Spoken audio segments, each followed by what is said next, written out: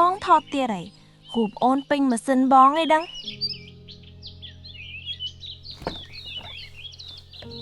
ព្រោះបងចង់កត់ត្រាគ្រប់វិនាទីដែលបងអាចមើលឃើញអូន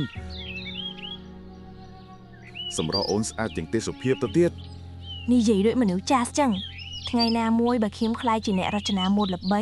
បងត្រូវតែជាអ្នកថតរូបឲ្យខ្ញុំផ្ដាច់មុខណាសន្យាបើបងនៅតែអាចថតបានខ្ញុំសោកស្ដាយណាស់វិបុលស្រស័យបាតភ្នែករបស់អ្នកខូចធ្ងន់ធ្ងរជាងការរំពឹងទុកអ្នកអាចនឹងបាត់បង់ការមើលឃើញទាំងស្រុងក្នុងរយៈពេល3ខែទៀតតើគ្មានផ្លូវទេឬដុកតាខ្ញុំត្រូវការភ្នែកនេះខ្ញុំនៅមានមនុស្សដែលខ្ញុំត្រូវមើលថែយើងអាចពន្យាពេលបានបន្តិចបន្តួចប៉ុន្តែមិនអាចព្យាបាលឲ្យជាទេអ្នកគួរតែចំណាយពេលនេះរៀបចំខ្លួនពីតបុលបងមើលនេះខ្ញុំជាប់អាហារូបករណ៍ទៅរៀននៅបារាំងហើយគេឲ្យទៅខែក្រោយនេះបារាំងជូអូនទៅយូរប៉ុណ្ណា4ឆ្នាំប៉ុន្តែបងអាចទៅជាមួយអូនបានណាយើងអាចរកការងារនៅទីនោះ4ឆ្នាំពេលនោះខ្ញុំងងឹតភ្នែកបាត់ទៅហើយខ្ញុំនឹងក្លាយជាបន្ទុករបស់នាងបងមិនទៅទេមិនក៏ចឹងបងមិនសប្បាយចិត្តជាមួយអូនទេហ៎បងមានការងារនៅទីនេះបងគិតថាយើងគូតែបែកគ្នាចោះបងនិយាយលេងមែនណាយើងស្រឡាញ់គ្នា3ឆ្នាំឯណា3ឆ្នាំវាល្មមហើយបងធុញបងចង់បានសេរីភាពអូនទៅបារាំងចុះកុំនៅរំខានបងហើយអូនអាចធ្វើអ្វីដែលអូនចង់ធ្វើបានហើយគង់ទុកបងជារនាំងនៃក្តីស្រមៃអូនហើយបងកុហកបងមិនមែនជាមនុស្សបែបនឹងទេមើលមុខអូនមកវិបុលឈប់យំទៅវាគួរឲ្យធុញណាស់បងមិនដែលស្រឡាញ់អូនខ្លាំងដូចអូនគិតទេរូបថតទាំងនេះ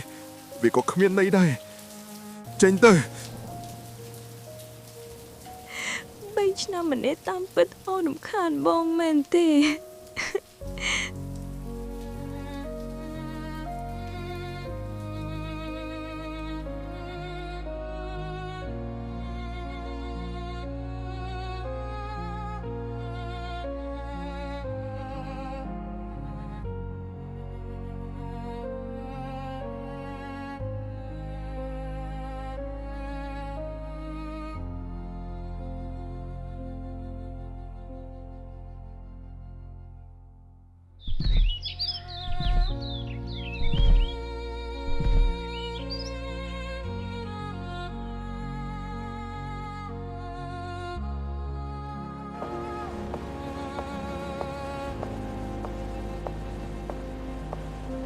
បងពិតជានឹកអូនណាស់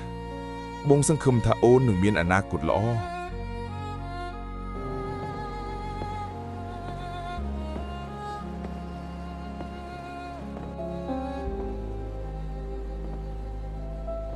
នីតានាងមកវិញហើយសម្បត្តិ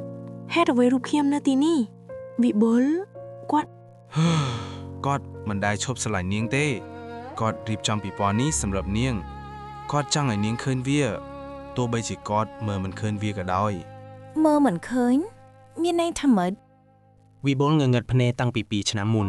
គាត់បែកពីនាងព្រោះមិនចង់ឲ្យនាងបបង់អាហារូបករណ៍ដើម្បីមកមើលថែមនុស្សពិការដូចគាត់